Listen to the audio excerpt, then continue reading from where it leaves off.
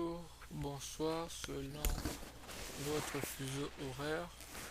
Nous sommes à la quatrième partie et Dieu voulant, nous aurons une cinquième partie pour compléter le tout. Aujourd'hui, toujours le frère Lionel, l'homme de Dieu, par Jésus-Christ, de la chaîne Fondement Jésus-Christ, nous allons parler de la pratique ou les astuces, n'est-ce pas, qu'on peut avoir pour pouvoir mieux jeûner. Voilà, on va dire astuces pour mieux jeûner. Quand nous jeûnons, nous ne buvons, nous ne mangeons pas. Nous avons vu ça à la troisième partie. Cependant, nous pouvons laver le visage pour ne pas montrer aux gens que nous jeûnons, aux gens du dehors bien sûr, n'est-ce pas, comme ce qui a été dit par le Seigneur. Parce que dans Matthieu chapitre 6, verset 16, il dit: lorsque vous jeûnez, ne prenez pas un air triste comme les hypocrites qui se rendent le visage tout défait pour montrer aux hommes qu'ils jeûnent. Je vous le dis en vérité, ils reçoivent leur récompense. Mais quand tu jeûnes, parfume ta tête et lave ton visage, afin de ne pas montrer aux hommes que tu jeûnes, mais à ton Père qui est dans le lieu secret. Ça veut dire que entre moi et Dieu, ou entre ma maison. Et ton Père qui le voit dans le secret te le rendra. Donc, on peut laver le visage. Et c'est pas seulement une recommandation spirituelle, c'est aussi une astuce. Quand nous lavons le visage, notre corps reçoit de l'eau. Et nous pouvons, même si nous ne mangeons pas longtemps, aller aux toilettes pour faire pipi. Donc, le fait que le corps reçoit de l'eau, le corps n'est pas hydraté. On nous demande de ne pas boire de l'eau par la bouche. Cependant, on peut laver le visage, n'est-ce pas? Ce qui peut donner des forces au corps de continuer. Donc, quand nous jeûnons, nous pouvons avoir une langue sèche. On peut prendre de l'eau, rincer la bouche souvent pour ne pas avoir à parler, avoir un blocage par rapport à la langue parce que la langue peut être sèche. Mais juste faire attention de ne pas avaler cette eau-là, pour ne pas boire de l'eau. On peut bien sûr avaler la salive, ce n'est pas interdit puisque la salive est produite par le corps, donc je peux avaler la salive. Quand je jeûne, il est mieux que je le fasse. Si par exemple je vais au travail, s'il y a un travail, oui je le fais. Si c'est par exemple un jeûne où je sais que je ne vais peut-être pas manger pendant 48 heures, il est toujours mieux de le faire dans des conditions où on va moins bouger, où on va moins se déplacer. N'est-ce pas? Pourquoi? Parce que au bout de 1-2 jours, on peut être fatigué. On aura un peu de fatigue.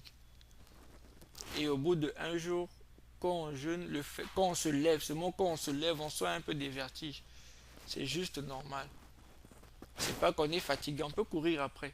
C'est juste que quand on va se lever, puisque nous avons peu de ressources, donc le corps va nous faire savoir qu'il y a peu de ressources. Et durant le jeûne, ce que moi j'aime bien, c'est que le corps réfléchit peu. Et les vrais problèmes, si on peut le dire, vont surgir. Donc le jeûne, c'est vraiment comme vider le corps de toute substance pour pouvoir voir ce qui est important. C'est comme si on vide un seau d'eau et on voit les problèmes qui sont au fond, la poussière ou le sable qui est au fond pour le nettoyer. C'est vraiment une belle purification le jeûne. Et c'est toujours plus agréable de le faire en groupe parce qu'on a moins de pensées négatives en fait. Si on peut le faire seul, gloire à Dieu. Si on peut le faire en groupe, c'est encore mieux. Pour ne pas être seul, n'est-ce pas?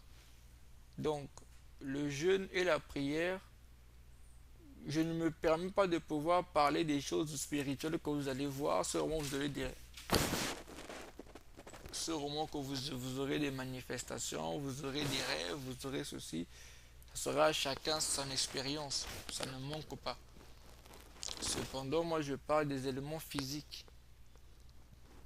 n'est-ce pas? Et le jeûne est accompagné au moins avec au minimum 1 heure de prière la journée. Maintenant, si celui qui peut, il peut prier beaucoup plus ou lire beaucoup plus de Bible, mais au minimum 1 heure, parce que quand on commence à jeûner, on doit rappeler au Seigneur que nous sommes en train de jeûner. Donc voilà un peu quelques conseils que nous pouvons donner pour le jeûne et la prière. Parce que c'est assez important qu'on sache qu'est-ce qu'on va vivre pendant le jeûne et la prière. Pour ceux qui vont jeûner par exemple 3 jours sans manger ni boire, c'est le premier jour qui fait peur. En fait, le cerveau fait peur le premier jour. Mais dès qu'on dépasse 24 heures, le corps est en mode jeûne parce que le corps connaît ce mode. Le corps connaît le mode du jeûne. Il va être maintenant, c'est comme le téléphone, il y a un mode d'économie d'énergie. C'est pareil avec le corps. Quand on jeûne, 24 heures après, le corps passe en mode économie d'énergie. Il connaît ce mode-là. C'est vrai qu'il peut vous mettre la pression, manger, manger, manger, mais après 24 heures, il va passer dans ce mode-là, économie d'énergie, où on va avoir l'impression que le corps garde de l'énergie. Et c'est là où l'esprit prend beaucoup plus de force et le corps moins de force. Et c'est une très bonne chose, n'est-ce pas? On ne fait pas le jeûne pour maigrir. On fait le jeûne pour s'élever spirituellement et avoir beaucoup plus de proximité avec Jésus-Christ. C'est pas forcément pour maigrir comme on le croit. Non, je vais jeûner pour maigrir. Parce que quand on va maigrir, après on va encore beaucoup manger pour regrossir. Ça ne sert pas vraiment. On fait le jeûne pour avoir une meilleure relation avec Jésus-Christ. Donc voilà un peu les conseils que je peux partager de manière basique parce que je crois que je partage à celui qui est au début de sa foi. Au début de sa foi veut dire que quand quelqu'un n'a pas encore jeûné 3 jours matin soir, il est encore au début de sa foi. Parce que le jeûne c'est quelque chose d'obligatoire, quelque chose de basique dans la foi en Jésus-Christ. Le jeûne c'est quelque chose d'obligatoire. Ça fait partie de la vie de Christ, comme prier. Pour être beaucoup plus fort spirituellement, mais on a besoin de jeûner. Parce qu'à un moment donné, les problèmes qu'on aura spirituels vont nous faire face au jeûne. Rappelez-vous que le Seigneur Jésus-Christ a dit que ce genre de démons, dans Matthieu chapitre, c'est Matthieu, c'est pas, bon, il y en a dans 3 livres, hein. Dans 3 livres,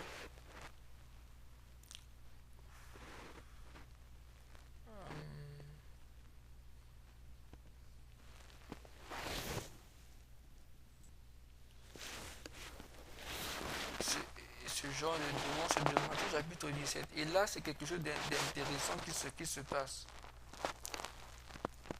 On emmène un démon au Seigneur Jésus-Christ, plutôt aux disciples. Il n'arrive pas. Matthieu chapitre 17, verset 14. Lorsqu'il fut arrivé près de la foule, un homme vint se jeter à genoux devant Jésus et lui dit, Seigneur, aie pitié de mon fils, car il est lunatique. Et il souffre cruellement, il tombe souvent dans le feu et souvent dans l'eau. Je l'ai amené à tes disciples et ils n'ont pas pu le guérir. Ce qui se passe après, c'est comme si Jésus les grondait. Mais c'était un reproche qui n'était pas dans son contexte. Race d'incrédules et perverses, répondit Jésus, jusqu'à quand serai-je avec vous? Jusqu'à quand je vous supporterai-je? amenez-le-moi ici. Je ne sais pas s'il parlait aux disciples, mais ou à la personne, mais il y aura un problème de compréhension après. Jésus parla sévèrement au démon, il sortit de lui et l'enfant fut guéri alors même. Alors les disciples s'approchèrent de Jésus et lui dirent en particulier, pourquoi n'avons-nous pas pu chasser ce démon? Il semble le reprocher, il dit, c'est à cause de votre incrédulité, leur dit Jésus, je vous le dis, si vous avez la voix comme un train de s'élever, vous direz cette montagne trop sur toi. Moi, ce qui m'intéresse, c'est le verset 31 de Matthieu 17. Parce que le mais qui arrive là annule tout ce qu'il a dit au début. Mais cette sorte de démon ne sort que par la prière et par le jeûne. Donc c'est comme si quand le fait qu'il ose engueuler au chapitre 30, il ose engueuler pour autre chose. Pas pour le démon qu'il n'a pas pu chasser. Parce qu'il dit cette sorte de démon ne sort que par les jeûnes et par la prière. Or, Matthieu 16 dit, voici les miracles qui accompagneront ceux qui auront cru. 16-17. En ton nom chassera les démons. Et s'il y a un genre de démon qui ne sort que par les jeûnes et par la prière, ce qui fait que le jeûne est obligatoire parce qu'on ne sait pas à quel moment, quand on va croiser le démon qui ne sort que par les jeûnes et par la prière, à ce moment-là, il faudra qu'on puisse jeûner. Ça, c'est pour les hommes de Dieu. Vous voyez, donc le jeûne est à la fois bénéfique pour les hommes de Dieu et bénéfique pour les non-serviteurs dans le ministère de la parole. Donc voilà un peu quelques conseils, quelques partages que j'ai voulu faire avec vous sur le jeûne et prière.